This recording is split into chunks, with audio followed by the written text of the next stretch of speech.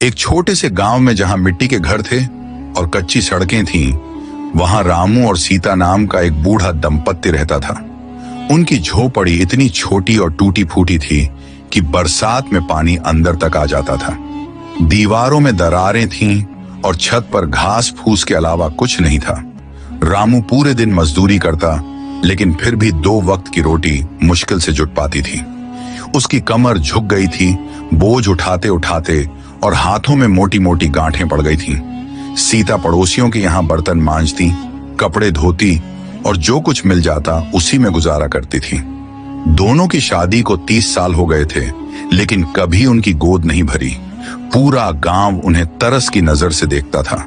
लोग कहते कि भगवान ने उनसे कुछ छीन लिया है। रामू और सीता चुपचाप अपना दुख पीते और मेहनत करते रहते, लेकिन रात को जब दोनों सोने जाते तो सीता की आंखों से आंसू बहते रहते। वो अपने मन में भगवान से मिन्नतें करती कि एक बार उसकी झोली में कोई बच्चा डाल दे। फिर एक दिन चमत्कार हुआ। सीता को पता चला कि वो मां बनने वाली है। उस समय उसकी उम्र 50 के करीब थी। डॉक्टर ने कहा कि यह खतरनाक हो सकता है, लेकिन सीता को कुछ नहीं सुनना था। उसने भगवान का शुक्रिया अदा किया। रामू की खुशी का कोई ठिकाना नहीं रहा। उसने उस दिन मंदिर जाकर भगवान के आगे माथा टेका और प्रार्थना की कि उसका बच्चा स्वस्थ पैदा हो। 9 महीने बीते। सीता ने एक बेटी को जन्म दिया।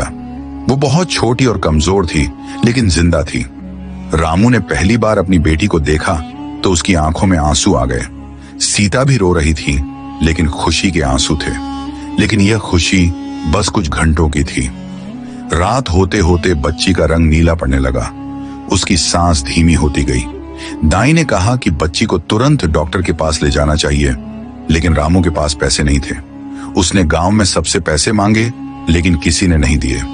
जब तक वो शहर के डॉक्टर के पास पहुंचता, तब तक बहुत देर हो चुकी थी। बच्ची ने आखिरी सांस ली और चली गई। सीता चीखती रही पूरी रात।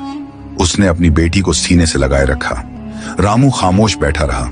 उसकी आंखों से आंसू बहते रहे, लेकिन आवाज नहीं निकली। सुबह होते होते उन्हें अपनी बेटी को दफनाना पड़ा। वो छोटी सी कब्र देखकर सीता का दिल टूट गया। उसके बाद के दिन बहुत मुश्किल थे। सीता ने खाना पीना छोड़ दिया। वो बस रोती रहती और अपनी बेटी को याद करती। रामू भी काम पर जाता, लेकिन उसका मन नहीं लगता। दोनों टूट गए थे अंदर से। गांव के लोग समझाते कि यह भगवान की मर्जी थी, लेकिन उनकी बातें किसी के कानों में नहीं जाती। 3 महीने बीत गए। एक दिन सीता ने रामू से कहा कि वो मंदिर जाना चाहती है। रामू उसे लेकर गया। मंदिर में दोनों ने